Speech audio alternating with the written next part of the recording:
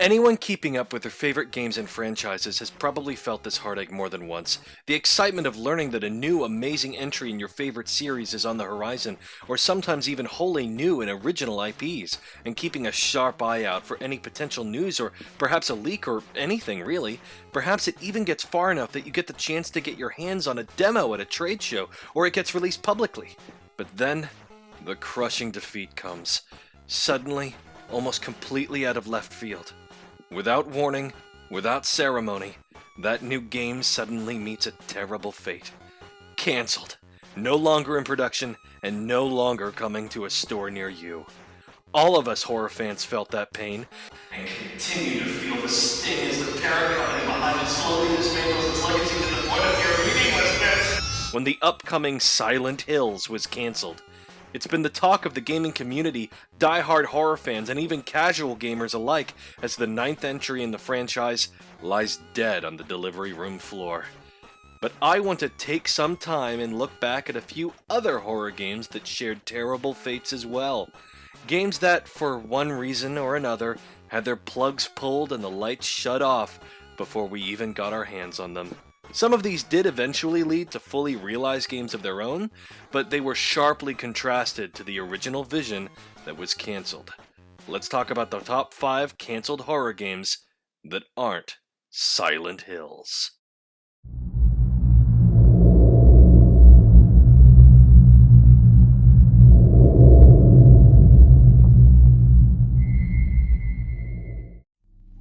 One of the best things about horror is how diverse it can be.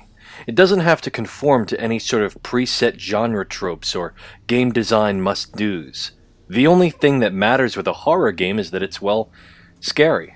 We'll never know if this could have been said for Sadness, a cancelled Wii-exclusive horror game that focused on psychological horror over blood and gore.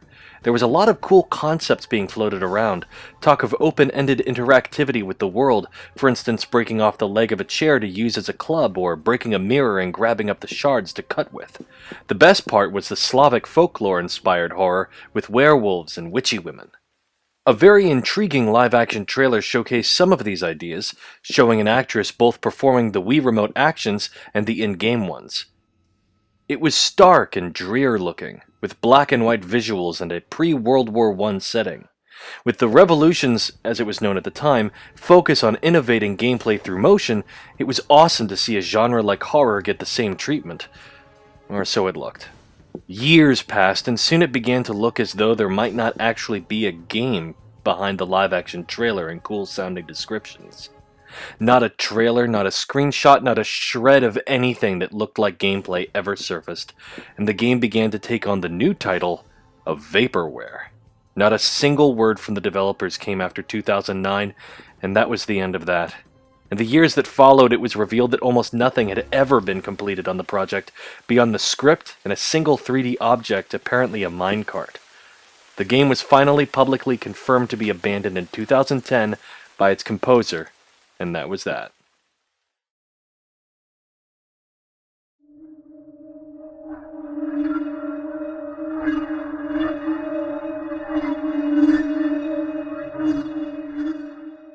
While I'm in love with the quiet, haunting, and thoughtful Silent Hill Shattered Memories, and have gone into quite a bit of detail about it on this show, it's hard not to wish we'd gotten a chance to see the original concept for it.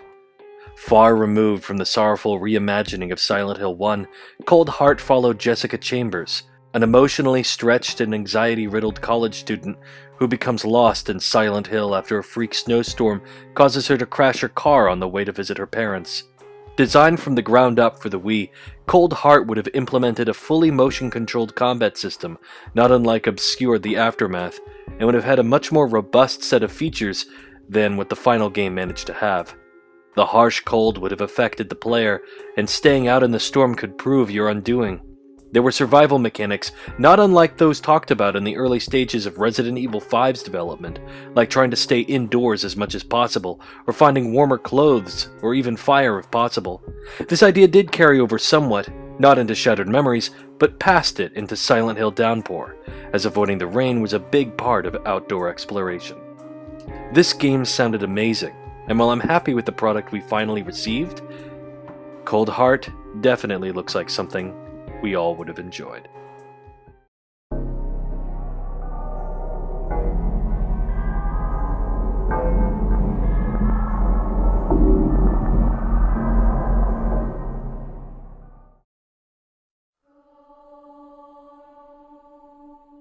I love the Obscure franchise.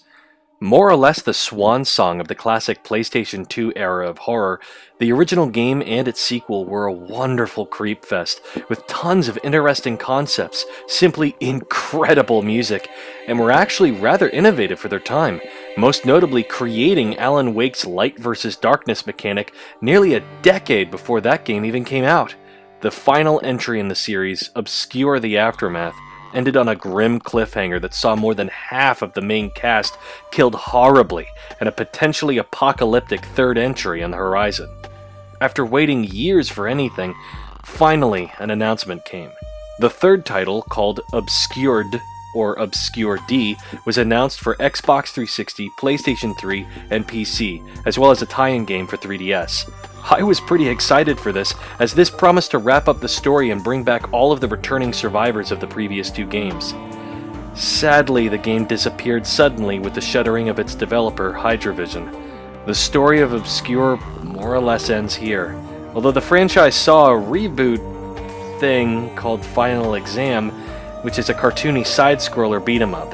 It's not bad by any means, we even gave it a 7.5 out of 10 here on Reliant Horror, but as a huge fan of its predecessors, the game is hugely disappointing given how radically different it is. While it does borrow a few character names, creatures, and even the name of the school, Leafmore High, it's about as far from obscure as you can get.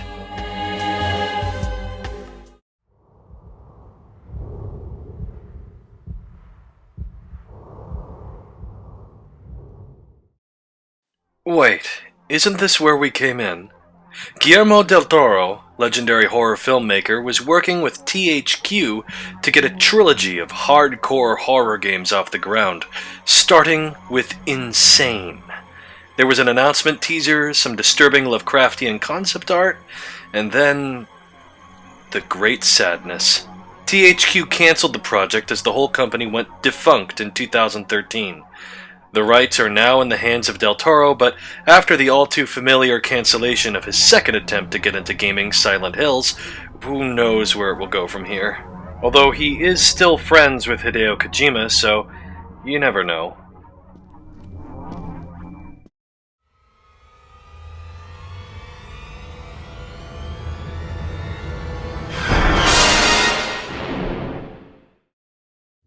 Resident Evil 4 went through a tumultuous development cycle, with the longest gap in between numbered entries at the time, and up to at least 3 separate versions were created before series creator Shinji Mikami stepped in and directed the final game we know today. While Resident Evil 4 is not only one of my favorite games of all time, but a game that pretty much shaped the face of third-person shooters and the way horror games were designed from there on out, it is a shame that we won't ever get to play these other versions. The very first version, that we're aware of anyway, is known as the Castle version, and sees an older and more seasoned Leon taking the fight to Oswell Spencer, who is locked away in a massive castle in Europe. It was to bring back both the progenitor virus from Resident Evil Zero, as well as the HCF organization that Albert Wesker was working with in Code Veronica, and possibly bring some finality to several major plot threads throughout the series. It featured Leon becoming infected with a new bacterial strain of the virus, and a frightening black fog monster that would chase him throughout the castle in a similar fashion to the Nemesis. This version ended up influencing Resident Evil 5 quite a bit, which did bring back Spencer, Wesker, and the origins of the progenitor virus as major plot points in the game, and the Black Fog monster has clear similarities to Ouroboros, the tentacled BOW that is seen throughout RE5. Leon even became infected in the final version of RE4. As a side note, this version did find new life, as it went on to become the starting grounds for another famous Capcom franchise, Devil May Cry. There was a third version of Resident Evil 3.5 known as the zombie version, but was discarded for being too formulaic and by the numbers. But between the castle and the zombie was the Hooked Man demo. And it's this that I've been wanting to talk about for the whole video. While this version was more of a test than anything, the few short videos that we have of the demo contain some of the creepiest things in Resident Evil history. Focusing on hallucinations, presumably from Leon's infection from the earlier Castle version, Leon battles ghostly terrors totally unlike anything in Resident Evil history, and settles into an atmosphere not unlike what we've seen from Resident Evil 7. Shifting from classic camera angles, some move in a manner similar to Code Veronica's, while during normal gameplay, to the new over-the-shoulder aiming and red laser sight of the final game, Leon wanders around a chilly and foreboding mansion, clutched by visions of haunted suits of armor and creepy, cackling baby dolls. Finally, there is the Hooked Man himself. A terrifying apparition that would materialize out of a black mist and strike out at Leon, with no clear weak points and a menacing hook that he'd tear Leon apart with.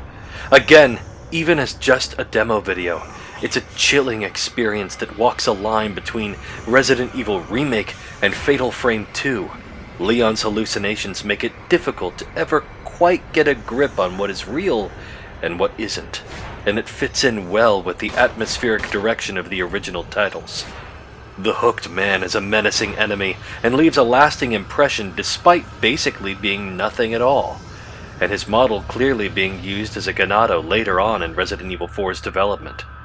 It's a fear of the unknown that I love about the older RE games that really grips me about this demo.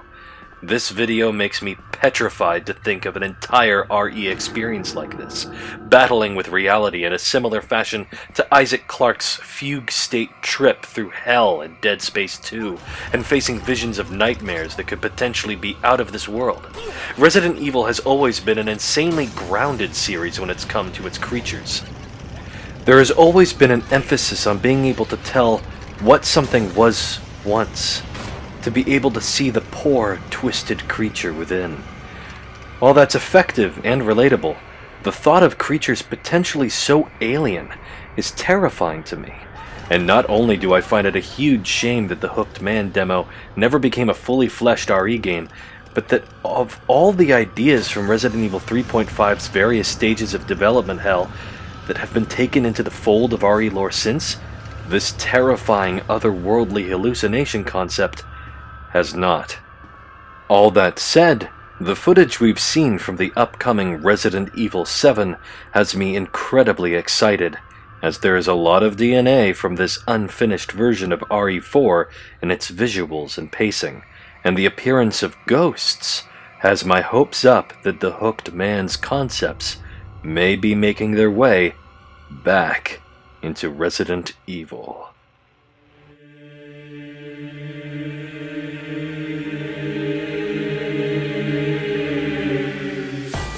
Hey there, thank you so much for watching. I'd just like to give a quick shout out to our Patreon supporters, and I'm super sorry if I say some of these names incorrectly.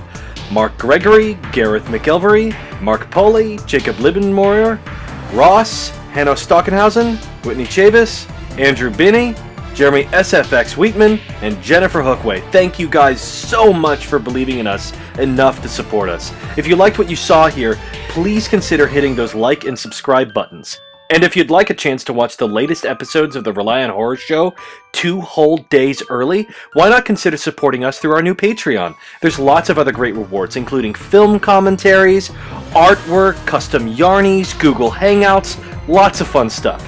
If you have the time, please consider checking it out. Thank you so much for watching, and we'll see you in the next video.